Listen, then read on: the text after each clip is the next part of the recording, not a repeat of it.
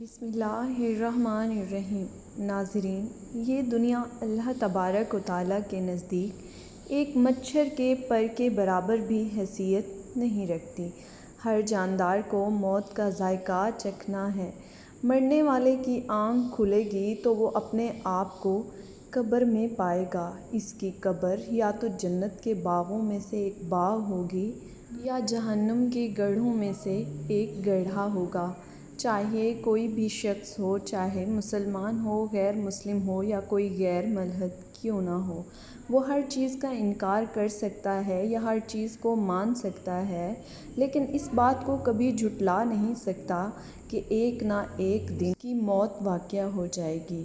آج جو واقعہ آپ کو سنانے جا رہے ہیں، یہ واقعہ سن کر آپ کے رونگٹے کھڑے ہو جائیں گے، کیونکہ یہ واقعہ آپ کی زندگی کو بدل کر رکھ دے گا اور لوگ یہ سوچنے پر مجبور ہو جائیں گے کہ یہ دنیا کچھ بھی نہیں ہے اور یہ زندگی بہت ہی چھوٹی ہے۔ لیکن یاد رہے کہ جو بھی زندگی اس دنیا میں گزاری ہوگی وہ اس کا پورا حساب دینا ہوگا۔ معزز ناظرین، ایک نوجوان لڑکی کی جب موت ہو گئی تو اسے سانپوں کے ساتھ ہی دفنانا پڑا، لیکن جب آپ اس کے بارے میں جانیں گے تو یقیناً اس کی وجہ جان کر حیران ہو جائیں گے۔ گزارش ہے کہ اس واقعے کی مکمل تفصیل کے بارے میں جاننے کے لیے اس ویڈیو کو آخر تک ضرور دیکھیے گا۔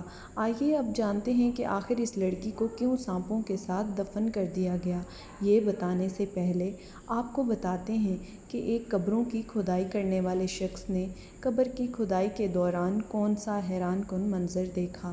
ناظرین کرام، قبر سانپ بچھو کا گھر ہے۔ رات کو قبر میں خوف کا عالم ہوتا ہے۔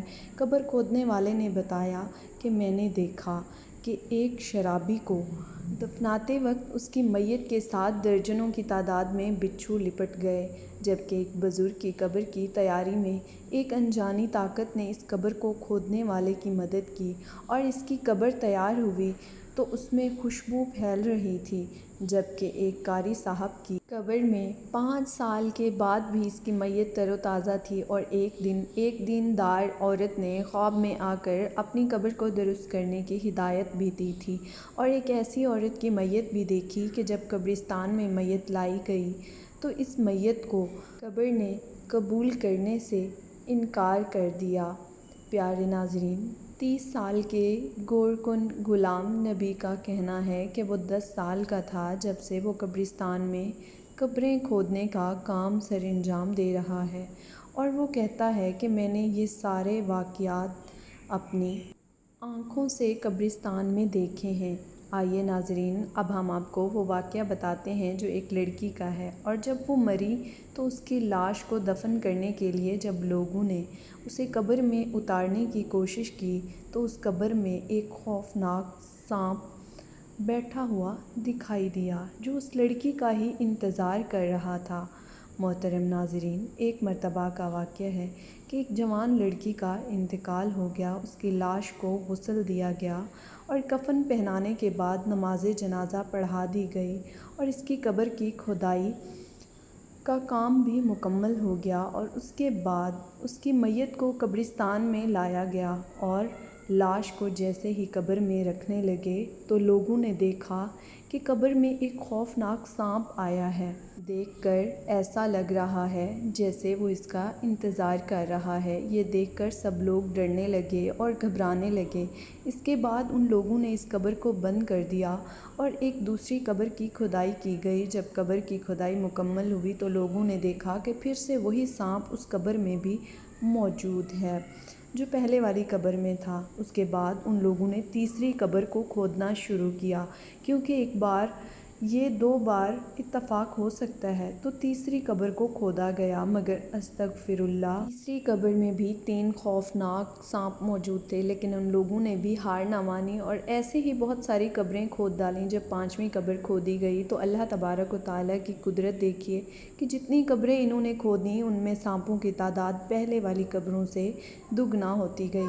آخر تنگ آ کر ان لوگوں نے علماء کرام سے رابطہ کیا تو مولانا صاحب نے بتایا کہ اس لڑکی نے کوئی بہت بڑا گناہ کیا ہوگا، لہٰذا اس گناہ کی سزا اللہ تبارک و تعالیٰ نے اسے دے دی ہے، اسے عبرت کا نشانہ بنانا چاہا ہے۔ تم جہاں بھی اس کے لیے قبر کھودو گے وہاں پر ان سانپوں کو موجود پاؤ گے، لہٰذا تم لوگ اس کو اسی حالت میں ہی دفن کر دو۔ اللہ اکبر! کتنا خوفناک منظر ہوگا۔ وہ چنانچہ اس لڑکی کی پہلی والی قبر میں ہی، جہاں صرف ایک ہی سانپ تھا، وہاں دفنانے کے لیے لے گئے۔ تدفین کرنے ہی والے تھے کہ قبر کے نیچے سے بہت سارے سانپ اس قبر کے اندر جمع ہو گئے۔ آخرکار ان لوگوں نے اس لڑکی کی تدفین اسی قبر میں جیسے جیسے کر دی اور تدفین کے بعد وہ سب لوگ اپنے اپنے گھر واپس چلے گئے۔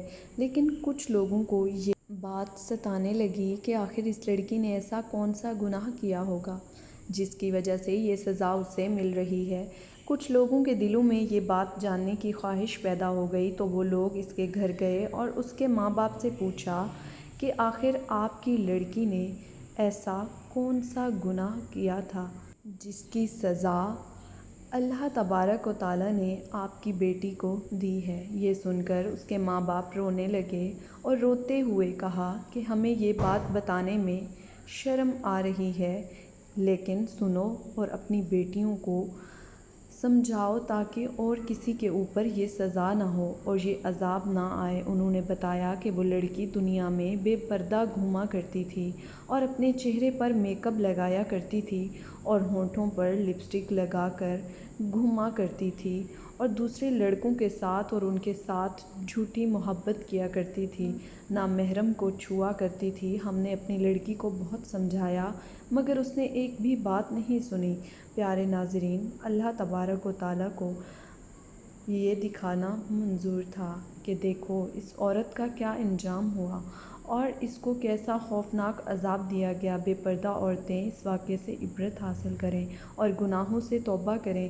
ہو سکتا ہے کہ شیطان کسی کو وسوسہ ڈالے گا کہ یہ واقعہ سچا بھی ہے کہ نہیں۔ اگر یہ واقعہ سچا نہ بھی ہوتا تو پھر بھی کوئی شخص عورتوں کی بے پردگی، فیشن اور مردوں کے سامنے بے حیائی دکھانے کے عمل کو کوئی سچا ثابت نہیں کر سکتا۔ حدیث پاک میں ناجائز فیشن کا عذاب ملاحظہ فرمائیں کہ سرکار مدینہ صلی اللہ علیہ وآلہ وسلم کا فرمان عبرت نشان ہے۔ میں نے کچھ لوگ ایسے دیکھے کہ جن کی کھالیں آگ کی کینچیوں سے کاٹی جا رہی تھیں۔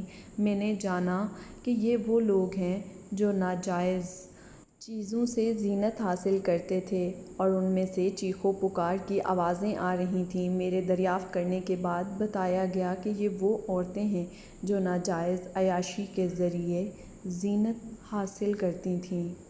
ناظرین، یاد رکھیں کہ نیل پالش کی تہ ناخنوں پر جم جاتی ہے، لہٰذا اس حالت میں وضو کرنے سے نہ وضو ہوتا ہے اور نہانے سے غسل ہوتا ہے۔ جب وضو اور غسل نہ ہو تو نماز بھی نہیں ہوتی۔ کیا اس بد نصیب فیشن کی داستان غم نشان سن کر ہماری اسلامی بہنیں ڈر اور خوف سے عبرت حاصل نہیں کریں گی؟ لہٰذا جو آدمی بھی عذاب قبر کا انکار کرے وہ مسلمان نہیں ہو سکتا۔ عذاب قبر برحق ہے اور ہمیں اللہ تبارک و تعالیٰ سے اپنے اپنے گناہوں کی معافی مانگتے رہنا چاہیے۔ اللہ تبارک و تعالیٰ سے دعا ہے کہ اللہ پاک ہم سب کو گناہوں سے بچنے کی توفیق عطا فرمائے اور قبر کے عذاب سے ہم سب کی حفاظت فرمائے۔ آمین ثم آمین۔